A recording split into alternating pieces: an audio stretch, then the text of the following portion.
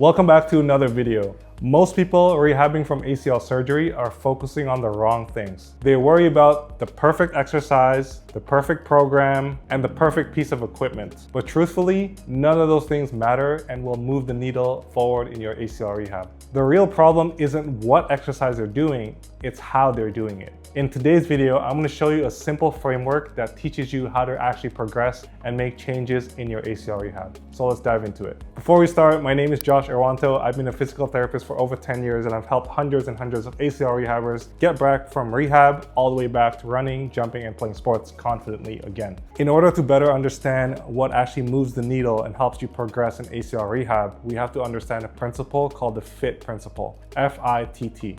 And it stands for four things. So F is for frequency, I is intensity, T is for type, and the second T is for time. So let's break these down one by one. The first one, frequency, is how often you are training. So often I get asked by ACLers rehabbing, how often should I be training? How many times a week should I be doing this? I is intensity, so how hard I should be working. T, type, is the type of exercises you're doing. This is probably the most common question that I get asked is, what type of things and exercises should I be doing in my program? And the last T is time. How much time do I spend on a rehab session every day? Is it 45 minutes? Is it 60? Is it 90 minutes, for example? So let's break these one by one. Here's the actual truth about the FIT principle. So when we look at your exercise program and what you're doing in ACL rehab, your goal is likely one of these things. It's to get stronger, to build your muscle size, and to get you confident to get you back to running and playing sports. It's most likely all of the three or one of the three. In order to get those adaptations, we have to tell the body that we want to get stronger. So how do we do that? Going back to the FIT principle, there's four options that we can make. There's increasing the frequency, how many times a week you're training. I is intensity, so how effortful are you performing your exercises. Number three is the type, so what type of exercises you're doing, and time, how much time you're spending on each session. Out of those four factors, the thing that's going to move the needle the most in your rehab is going to be the I piece, which is going to be intensity. This has been proven by lots of studies that intensity will be the key marker, the key variable for you to actually make the changes that you need to. When we talk about gaining strength, building muscle, building confidence, and actually moving the needle for you to progress forward in your rehab, intensity is going to be the one factor that's going to mean the most. So the question shouldn't be how often are you training, what type of exercises you're doing. It should be more about how intense am I training in each session. So let's zoom in on intensity. Another principle that I want to introduce you to called RPE. RPE is rating of perceived exertion. Essentially what that means is how hard are you working in that session or in that exercise. So it is a scale from 0 to 10. 10 is being most effortful and 0 being no effort at all. So you want to think about, let's say you're going for a walk to the park. Where would you scale your effort when you walk to that park? It's likely going to be somewhere in the light category, so not too hard, right? It's going to be quite light if you're just walking casually. It's going to be maybe 3, 4 out of 10, right? But if you're thinking about your strengthening exercises in your rehab session, so take a Bulgarian split squat, a side lunge, maybe with some weights, right? It might be more challenging. You might get an effort level out of 6 or 7. And this is a scale that you can immediately just use yourself. So whenever you're taking an exercise, you're in the middle of a set and you're thinking, how effortful is this? So think about that scale from 0 to 10, put a number on it. It could be 6, 7, or 8. Just make sure that you're constantly assessing how hard you're working, because this is the most important variable for you to actually make the changes. According to research, you want to be somewhere between 8 or 9 effort level out of 10, right?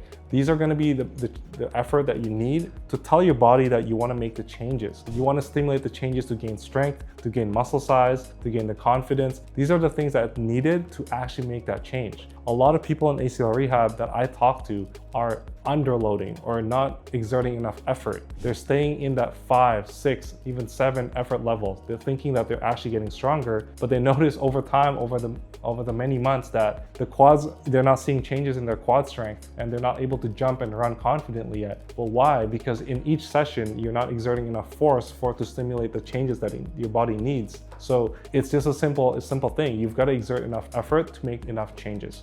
Why this is super important for ACL rehab, we know that the surgery that you had is a trauma. A trauma to the body, to the knee, it actually lowers down your strength by 20 to 40% according to research. So the moment you get out of surgery, your quads are immediately weaker than you were pre-surgery. It means you have to train really hard in order to get back that quad strength. And I know that we say it all the time and it's cliche to get back, to work hard and to push yourself, but let's use a scale of 0 to 10 every time you do an exercise. And I make my clients do this all the time. So this is a common, easy way to self-assess. Are you working at a high enough effort level? Are you getting that 8 out of 10 effort scale? Are you getting that 9 effort scale out of 10? You have to constantly assess yourself, because if you're not getting the right stimulus, then the body's never going to make the changes that you want it to. So some common examples of how to get that effort level to 8 and 9. An easy one is increasing weight, right? So if your knee can tolerate something and you can increase the weight by 5 pounds, 10 pounds, then definitely that's an easy way to just progress the effort level.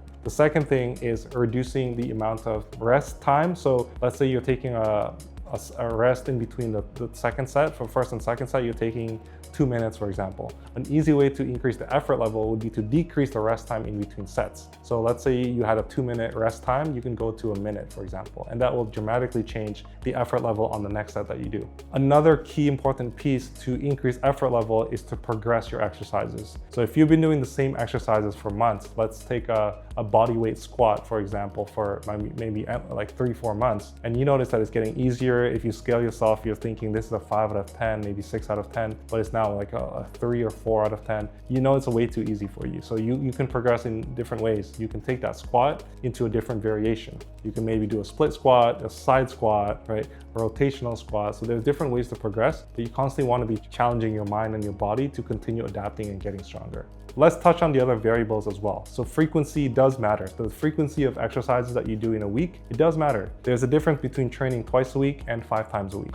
Right? It doesn't mean you have to do 5 times a week. I know many people in ACL rehab, including my clients, who are rehabbing 3-4 times a week and just making so much good progress because they're getting the adaptations that they need. So what I'm trying to say is frequency will not triumph intensity, right? Intensity, let's say you're only able to train twice a week because you're super busy, you've got other responsibilities. If in that twice a week, you're gonna have to really push yourself and get that 9 out of 10 intensity, because that's gonna be the only stimuli that your body is gonna get. Let's say rehabbing 5 times a week, or you have five days a week that you can rehab, then intensity, even though it does matter, it won't matter as much because at least you're getting the frequency. So hopefully that makes sense. The other 2 factors is time and type. These 2 are probably the least amount of effect that will actually help you. So for example, time, the amount of time spent in your rehab session. An average amount of time spent is probably 45 minutes to 60 minutes, right? Most people kind of get in and out of the gym under 60 minutes. It's not about the time, it's really about the amount of sets that you do at that time, right? You know, many people in the gym they spend 2 hours at the gym, but half the time they're scrolling on their phones and they're not really doing anything. So does that mean that person that spent 2 hours at the gym is gonna have better effects than somebody who spent an hour in the gym? No, because the person who's in and out of the gym in 60 minutes, but completely focused on their exercises and not distracted, is gonna get the stimulus that the body needs. So time doesn't matter as much. I would say a good amount of measure is at least 45 minutes of focused work, non-distraction. Somewhere between 45 to 60 minutes is probably good. But again, it depends on how hard you're pushing in each of those sessions. And the last one is type. So type of exercises. There will be a topic on this in another video. I'll talk about the different types. It's like cardiovascular, strength, stability, balance, plyometric, right? There's many different types, but that won't matter as much, right? Because it really depends on the stage of rehab that you're in. Many of you might be in the beginning stage where you're learning how to walk again, or you're learning how to stabilize your walking. You might be in the middle stage where you're trying to strengthen your quads and your legs to make sure that it's even to the other side. Or some of you could be in the late stages where you're starting to learn how to jump, how to land, how to pivot, how to cut. So it depends on the stages, honestly, and the type of exercises that you do. You should have at least one in each category. So you should at least have a cardio exercise in your program. You should have at least a couple of strength exercises. You definitely should have a couple of stability, balance, and proprioception. And if you're in that plyometric stage already, definitely have some plyometrics in there. So the way I program my clients definitely has a little bit of piece of everything. Oh, and mobility as well is an important one. If you're listening to this and honestly feeling like you're not sure what your next step is, I have a free masterclass video that I will link in the description. It just goes over the process and the approach that I use to take people back from rehab to confidently running and playing sports again. So feel free to check that out. So just to recap, the biggest mistake that I see with, I would say, more than 50% of ACLers that I talk to, people are doing things with low effort for too long. Meaning you're not self-assessing your effort scale, you don't know how hard you're working, and you have no idea how to progress. So start with increasing your intensity to at least 8 out of 10. Ask yourself in each session, are you working hard enough to make the changes that you need to? Start with that, and then all the other factors like frequency, the type of exercises, and the time, that will start to round itself out. If you just push intensity, you'll notice a lot of changes happening positively for your rehab. So if you're rehabbing from an ACL surgery, just remember this one point. Don't obsess about finding the perfect exercise or the perfect program. Focus on getting enough intensity to build the right stimulus. Ask yourself, am I performing this exercise to be challenging enough to create the right amount of adaptations? Because when the intensity is at the right point, doesn't matter what the exercise is, it's always gonna work. Hope that video was helpful. Please keep going and stay consistent in your ACL rehab. And if you found this video helpful, please give it a like and click subscribe so it just lets me know that this has been helpful for you. So I'll talk to you in the next one.